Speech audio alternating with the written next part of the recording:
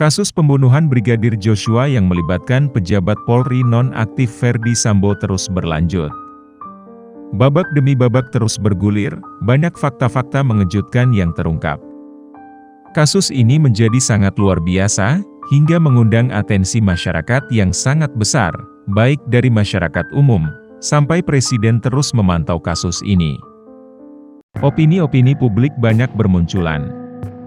Dengan banyaknya fakta-fakta dan berita yang beredar, akhirnya banyak yang meyakini kasus ini adalah bukan sekedar kasus pembunuhan murni, melainkan kasus pembunuhan yang melibatkan mafia.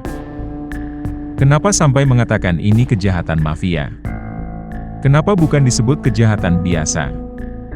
Sebelum kita mengatakan kasus Sambo ini diduga adalah kasus mafia, ada sedikit penjelasan apa itu yang disebut mafia.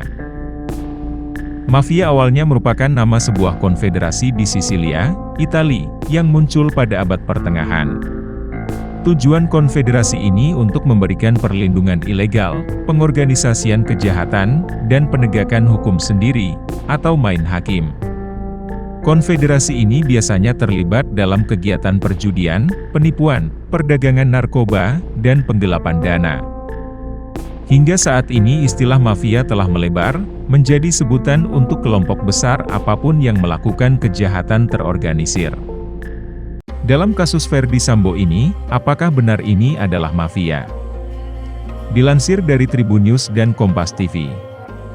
Ketua IPW, Sugeng Teguh Santoso, mengatakan terdapat dugaan geng mafia yang membantu dan menutup-nutupi ex-Kadif Propam Polri, Irjen Ferdy Sambo, dalam kasus pembunuhan tersebut.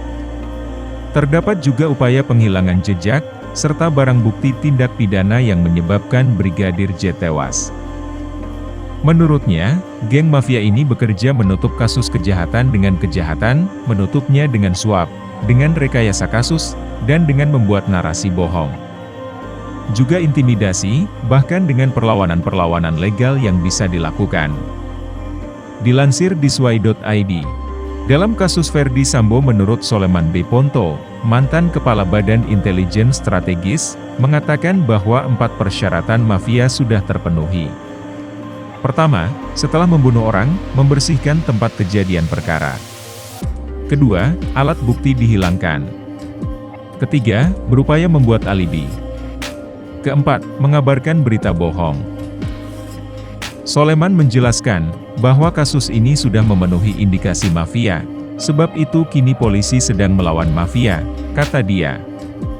Maka itu kita harus membantu polisi untuk memberantas semua mafia dari tubuh Polri, ujarnya. Masyarakat dan juga banyak pihak berharap kasus Sambo ini dijadikan sebagai momentum untuk membersihkan Polri dari dugaan pelanggaran di internal, menindak oknum-oknum polisi yang melakukan pelanggaran, dan juga memperbaiki sistem internal Polri. Namun ada juga kekhawatiran, bila mana momen ini digunakan untuk meruntuhkan satu kerajaan, tapi menggantinya dengan kerajaan yang lain. Tapi apakah memang seperti itu? Apakah ada kerajaan itu? Apakah akan ada kerajaan baru, di mana ada calon-calon raja baru yang akan disiapkan? Bagaimanapun juga, kita berharap kasus ini segera bisa terungkap kebenarannya, terang benderang, dan bisa diselesaikan dengan seadil-adilnya. Ini kasus luar biasa, jika diselesaikan dengan cara-cara biasa mungkin tidak akan selesai. Ayo masyarakat Indonesia, kita kawal kasus ini usut sampai tuntas, jujur, dan transparan.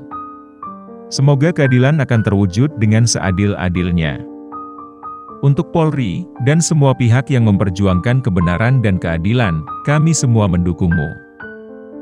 Doa dan harapan dari seluruh rakyat Indonesia. Wassalamualaikum.